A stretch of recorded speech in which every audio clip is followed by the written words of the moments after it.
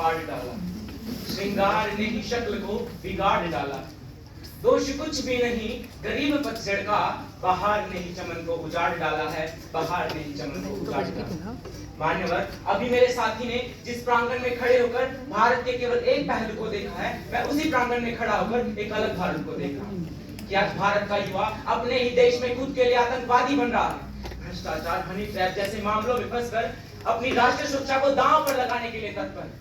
अरे जिस देश में आज कश्मीर में छोटे छोटे बच्चों को चंद पैसों के लिए भारत की सीमा पर अड़ी जवानों पर पत्थर फेंकने के लिए तैयार किया जाता है, वो कैसे विकसित राष्ट्र बन सकता है? अरे जिस देश में दिन दहाड़े शिक्षण संस्थानों में ये नारे लगाए जाते हैं कि भारत तेरे टुकड़े हो, वो कैसे विकसित राष्ट्र बन सकता है? महोदय, एक शोध के अनुसार सौंदर्य प्रसाधन का सबसे अधिक उपयोग भारतीयों द्वारा किया जाता है। अरे जो युवा केवल त्वचा को चमकाने में लगा हुआ है, वो कैसे विकसित राष्ट्र बन सकता है? वो पंजाब जो भारत में अर्थव्यवस्था में पहले नंबर पर आता था, आज वही पंजाब उड़ता पंजाब के रूप में कुख्यात, क्योंकि वहां के युवा नशे से ग्रस्त हो चुके हैं और आज वहां पर बेटी बचाओ नहीं, अपितु बेटा बचाओ जैसे अभियानों की आवश्यकता है। अभी मेरे साथी कह रहे थे कि भारत की आध्यात्मिक ज्ञान विश्व के लिए मार्गदर्शक का कार्य कर रहा है, लेकिन आज तथाकथित स्वयंभू और धर्म के ठेकेदार टीवी चैनलों पर आकर ये प्रवचन देते हैं कि सब मोहमाया। बाद में उसी धर्म के ठेकेदार ये सब कहने के 10-10 लाख रुपए तक लेते हैं। अरे चले गए वो नाटक गौतम बुद्ध जैसे और सलीकों के धर्मगुरु, आज तो राम के नाम पर पागल बनाने वाले भेड़ की खाल में छुपे हुए भेड़िए हैं, जो न जाने स्वयं ही कितने आपराधिक मामले, उगाही, अपहरण, बलात्कार और काले धन जैसे मामलों में आकंठ डूबे हुए हैं, नक से शक तक डूबे हुए हैं, पूर्णतः डूबे हुए हैं। क्या इस पोंगे आध्यात्मिक की टूटी हुई लाठी के सहारे भारत विश्व गुरु बन सकता है?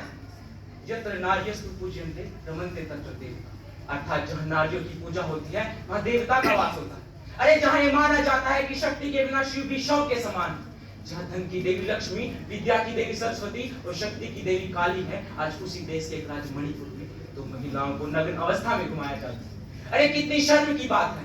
क्या ये सब सुनकर हमारी आंखें लज्जा से नहीं भरी जाती? क्या हमारा पुरुष पानी पानी नहीं हो जाता? अरे जिस देश को अभी मेरे साथी बता रहे थे बड़ी बड़ी उपलब्धियां उनकी गिनवा रहे थे, मैं उनसे पूछना चाहता हूं कि हाल ही में नोबेल पुरस्कारों की घोषणा हुई, क्या आप एक भी भारतीय का नाम बता सकते हैं जिसे किसी भी क्षेत्र में हाल ही में नोबेल पुरस्कार मिला हो? खेल जगत की बात करूं तो इसी वर्ष संपन्न हुए ओलंपिक में भारत ने केवल एक स्वर्ण पदक जीता।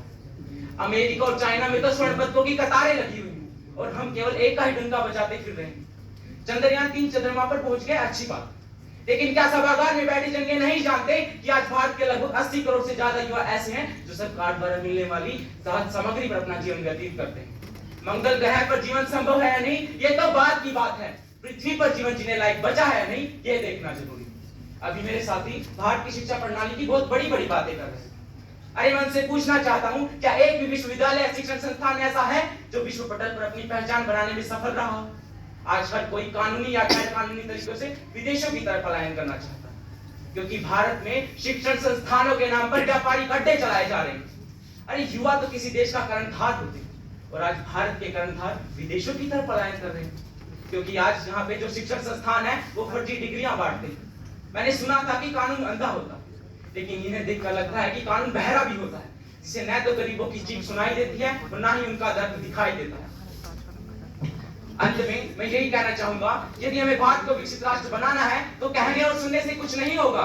अभी तो अगर भारत को विकसित राष्ट्र बनाना है तो उसके लिए हमें कदम उठाने की जरूरत है। धन्यवाद।